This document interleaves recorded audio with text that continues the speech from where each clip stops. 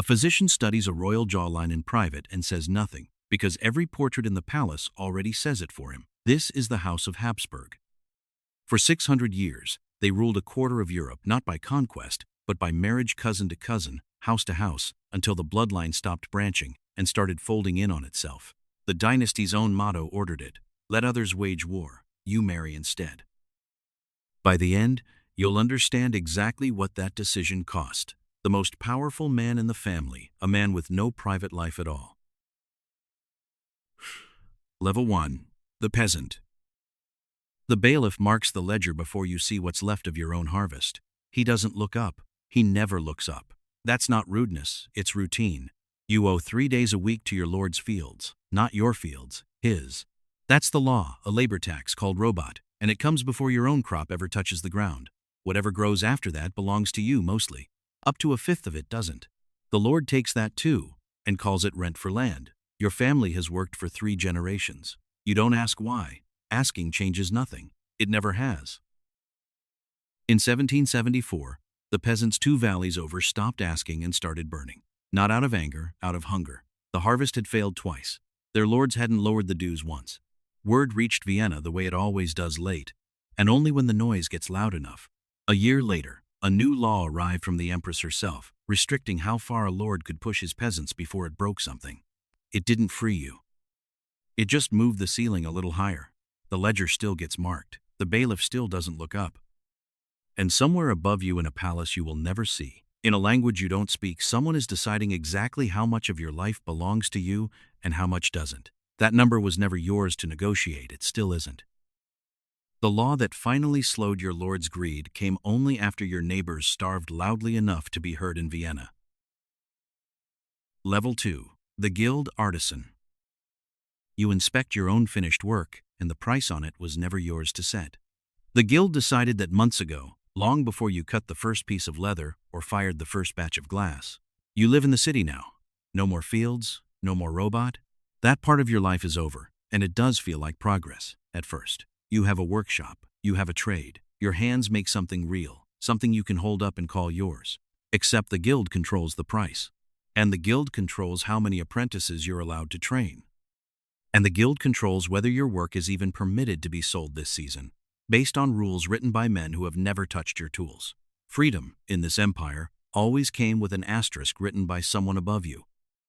In 1781, word spread that the emperor himself, Joseph II, had signed an order meant to loosen exactly this kind of grip. Guild restrictions, peasant bondage, all of it, cut back by imperial decree. You remember the hope of it. Briefly, the local officials tasked with enforcing it were the same men the old rules protected. They delayed, they stalled. By the time the emperor died in 1790, the paperwork for your freedom was still sitting in a drawer somewhere, unsigned, unfinished, uncared for. You're still checking the price the guild set for you this morning? That's the pattern here. Reform doesn't fail loudly. It just quietly stops moving. Level 3. The Untitled Landed Gentry.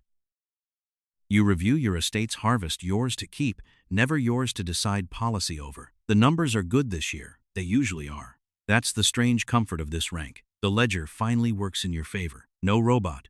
No guild price fixed by strangers. You own the land outright, and the peasants working it owe their labor to you now, not the other way around. It's the kind of freedom that looks complete from the outside. It isn't. You pay no tax the nobility is exempt from, but you also hold no seat where policy gets decided. Vienna does not consult you. Vienna does not know your name. The decrees that shape your province arrive already finished, already signed, and you are simply expected to enforce them on the people below you. You owned more land than the emperor would ever personally see, and you still needed permission for almost everything that mattered. A neighboring lord tried, once, to petition directly for a change in local grain quotas. The petition traveled for months. It came back unanswered, not denied, not approved, just unanswered. Silence, from that height, functions the same as a refusal. You've stopped sending petitions. Most of your kind has. Wealth, at this level, buys comfort. It does not buy a voice. Level 4. The Army Officer. You flip through an 80-word phrasebook before addressing men who understand none of your language, not a metaphor. An actual list, 80 German words, memorized, drilled, repeated because that's all the army trusted a soldier to need. Your regiment speaks Czech, some speak Polish. One man from a village near the eastern border only speaks Ruthenian, and no one has found a translator for him yet. The rule is simple. On paper, German is the language of command above the company level. Below that, you're expected to learn your men's tongue within 2 years of taking the post. Not offered. Expected. Konrad von Hötzendorf, the man who will one day run this entire army, speaks 7 languages. That's the standard he set. Most officers resent it. Most officers can barely manage 2, and yet the army holds. By the end of this war, it will have commissioned 24 Jewish generals, more than any other army in the world at the time, in an empire that can't agree on almost anything else. That's the trick of it. A structure built on 80 shared words, held together by men who privately can't stand learning each other's languages, somehow keeps functioning right up until the moment it can't. An army that ran on 80 shared words was never going to survive the war it was about to fight. Level 5. The provincial governor. You draft a census form, sorting villages by language, a form that will outlive the empire that ordered it. You don't know that yet. Nobody drafting it does. It's routine paperwork. Vienna wants to know who speaks what, where, and how many. You're the one who has to organize the answer crownland by crownland, village by village, tongue by tongue. You rule Bohemia, or Galicia, or wherever the appointment has sent you this decade. The title sounds like power. It mostly means responsibility for failures that trace back to decisions made somewhere you've never been. A bad harvest in your province is your fault, even if the tax rate that caused it was set in Vienna. A local uprising is your fault, even if the grievance predates your appointment by a generation. And the census form keeps getting filled out, language by language, category by category. A tidy, administrative habit, meant to organize an empire too large to otherwise understand. What nobody in this office realizes, not you, not your clerks, not the ministry that requested it, is that the very act of sorting people into language categories is quietly teaching them to think of themselves that way, as a category, as a nation, waiting to happen. The paperwork built to organize the empire quietly wrote the instructions for tearing it apart. Level 6. The court chamberlain. You walk a marked corridor at exactly the pace protocol demands. Not faster, not slower. There is a correct speed for walking toward the emperor, and you learned it before you learned almost anything else about this job. This is what access looks like. At the top. You're close now, closer than the governor, closer than the officer, closer than anyone who isn't born into the bloodline itself. You can see the emperor most days. You can speak to him, under the right conditions, using the right words, at the right distance. That closeness has a price, and the price is you. The rules trace back generations inherited from the Spanish court, carried north to Vienna, and never questioned since: what to wear, where to stand, how deeply to bow, and to whom, and in what order. Even the emperor's own family follows it, especially the emperor's own family. You've stopped noticing how strange it is. That's what 2 years in this job does to a person. Somewhere behind those palace walls, the man you serve is bound by the same rules. You are just more of them, and more rigidly enforced.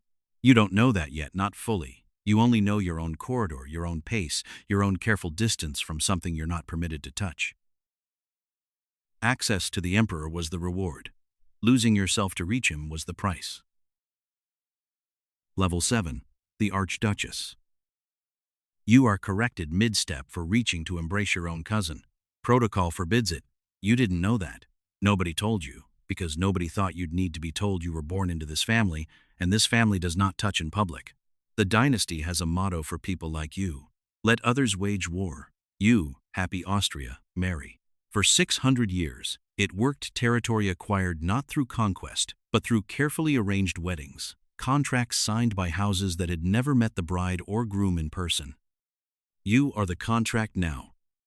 At 16, you were married into the House of Habsburg, not for love, though love happened to be part of it, which made what came next harder, not easier. The court that received you was already 3 centuries deep into its own rules. What to wear, where to stand, who you were and weren't permitted to touch, and how deeply you had to bow to people who used to be your equals. You found it unbearable. You said so more than once, more plainly than the court appreciated. In 1898, an Italian anarchist stabbed you on a lakeside promenade in Geneva. He hadn't targeted you specifically. Any high-ranking royal would have done, as a political statement about what royalty itself represented.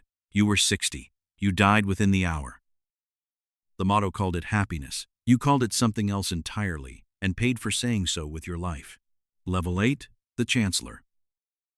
You watch a rival gain the emperor's ear in a single afternoon. 3 decades of influence built treaty by treaty, war by war, and it can still slip away before dinner. For 30 years, you were the architect, foreign minister first, then chancellor, then the closest thing this empire had to a second throne. You hosted the Congress that redrew the map of Europe after Napoleon. 9 months of negotiations so slow, contemporaries joked. The Congress danced more than it worked. It didn't matter. By the time it ended, you had built a peace that would hold, in its broad outline, for nearly 35 years. You invented the phrase the continent still uses for what you built: the balance of power. Statesmen from London to Moscow learned to negotiate around your calendar, not their own. None of that saved you. By 1826, a Bohemian financial administrator named Kolorad had the emperor's trust on matters you used to control alone. He understood budgets. You understood Europe. The emperor, it turned out, needed the budgets more, not because you failed, because the court has room for exactly one favorite at a time, and it stopped being you. And here is the part the history books rush past. In 1835, it was you who recommended the succession. You who advised that the crown pass to Ferdinand, the emperor's eldest son, the one everyone at court quietly called feeble-minded. You knew what generations of intermarriage had done to that family. You recommended him anyway, because legitimacy mattered more than competence, and because the alternative, no clear heir at all, was worse. The man who built the machine could not stop the machine from choosing who sat on top of it. Level 9, the King of Hungary and Bohemia.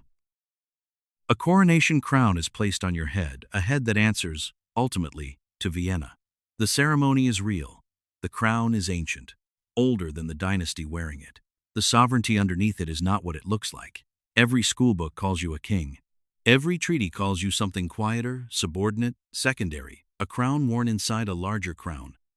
For centuries, Hungary pushed back against that arrangement.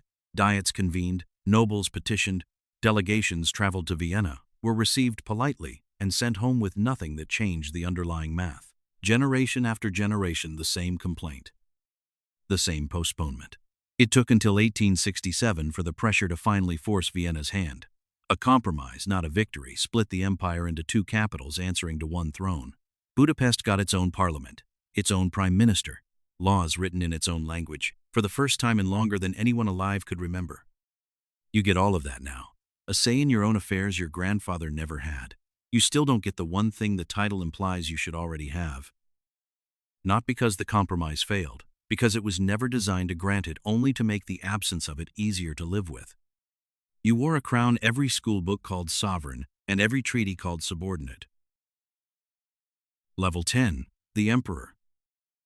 A physician examines your jaw in private, saying nothing about what generations of intermarriage have written onto your face. He doesn't need to say it. Every portrait of your ancestors already says it for him. You are the endpoint of 6 centuries of the dynasty's own strategy. Let others wage war. You, happy Austria, marry.